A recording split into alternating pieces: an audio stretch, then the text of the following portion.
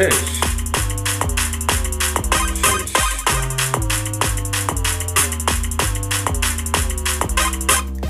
শেষ ব্যাচেলর। আচ্ছা, বোঝা গেল যে থিমটা ব্যাচেলর বলতে কি বোঝা যায়, বেসিক্যালি ভাড়াটাই আর কি, মানে হ্যাঁ দেখা যাচ্ছে গ্রাম থেকে উঠে এসছে ঢাকা শহর রাজধানীতে চাকরির সূত্রে, প্রচন্ড পরিমাণে পরিশ্রম করছে, জুতো ক্ষয়ে যাচ্ছে, কিন্তু বাড়ি থাকার জন্য বাড়ি ভাড়া পাচ্ছে না, কারণ সে ব্যাচেলর। ফ্যামিলি ছাড়া বাড়ি ভাড়া দিলে অনেক রকম বদনাম হতে পারে, তার বাড়িতে অনেক রকম উল্লাস হতে পারে, সেই ভেবে ম্যাক্সিমাম যে জিনিসগুলো দাঁড়ায় অনেক ক্ষেত্রে যে ব্যাচেলার মেয়ে বা ব্যাচেলার ছেলেদেরকে বাড়ি ভাড়া দেওয়া হয় না, এটা একদম ঠিক কথা।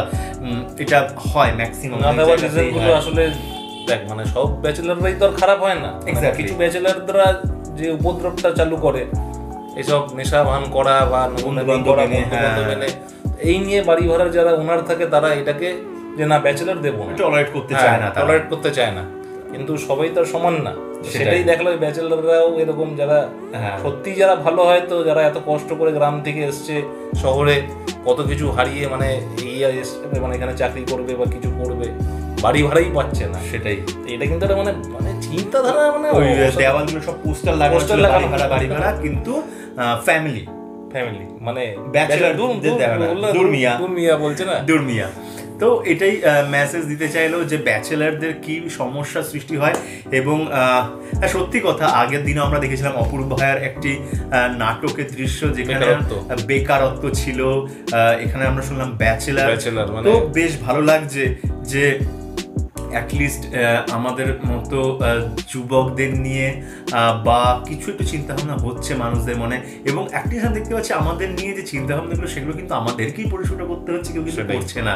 মানে এই জিনিসগুলো আমি দেখতে পাচ্ছি। যাই হোক, গানের তাবিবের দ্বারা বা তাবিব ভাইয়ের দ্বারা বা নাটকে অপূর্ব ভাইয়ের দ্বারা যে জিনিসগুলোকে পরিস্ফুট করা হচ্ছে এবং যে আশা করা যাচ্ছে যে হয়তো মানুষের চিন্তাভাবনা কিছুটা হলেও বদলাবে এগুলো দেখার পর বা এগুলো শোনার পরে, সেগুলো আশা করছে তাবিব ভাই যেরকম বরাবর তিনি করে থাকেন, যে র্যাপ দিয়ে গানের মাধ্যম দিয়ে সমাজের চিত্রটাকে তুলে ধরেন যাতে মানুষের মানসিকতা চিন্তাধারাগুলো বদলায়। তো সেরকম টাইপের আরো চেষ্টা করে যাচ্ছেন। তো বেশ ভালো লাগলো আমাদের এই গানটার থেকে। এটাই বোঝাতে চাইলো যে ব্যাচেলার হতেই পারো, কোনো অসুবিধা নেই, এগুলো ফেস করতেই হবে। মানে ব্যাচেলার তুমি তৈরি থাকো, বাড়ি ভাড়া পাবে না ঠিক মতো, হয়তো মানে হাল ছাড়লে হবে না, ওই লোড়ের জুতো ক্ষয়ে যাও পিছনের পকেটে জুতো, অসাধারণ এই জিনিস মানে আমার রেডি রেখেছি, ঠিক আছে, জুতো খোবে আবার খোয়াতে, মানে খোয়াতে হবে, মানে এটাই বোঝাতে, এটাই হচ্ছে এই না যে জুতো খুইয়েই না খুইয়ে তুমি পেয়ে যাবে আর কি, বা পরিশ্রম না করে তুমি একদম দারুণ, মানে এটাই বলতে জীবনের আরেক নাম সংগ্রাম।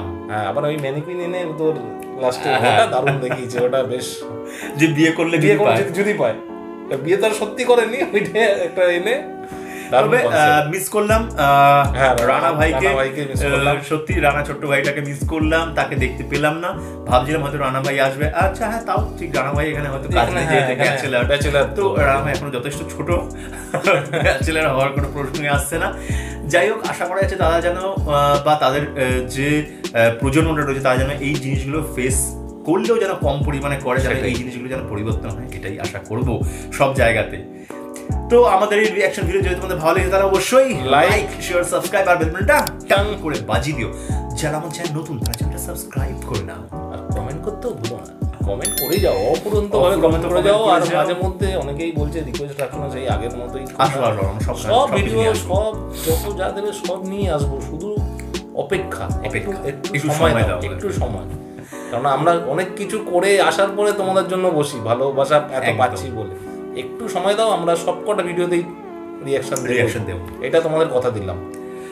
আর ফেসবুক পেজ গ্রুপ যেটা আছে সেটা তো লাইক করো, শেয়ার, আর কি ফলো করো। আমাদের ইনস্টাগ্রামও আছে, একটু আমাদের যদি ফলো টলো, হ্যাঁ অবশ্যই ইনস্টাগ্রামে আমাদের একটু করতে পারো, চিনতে পারবে সেই।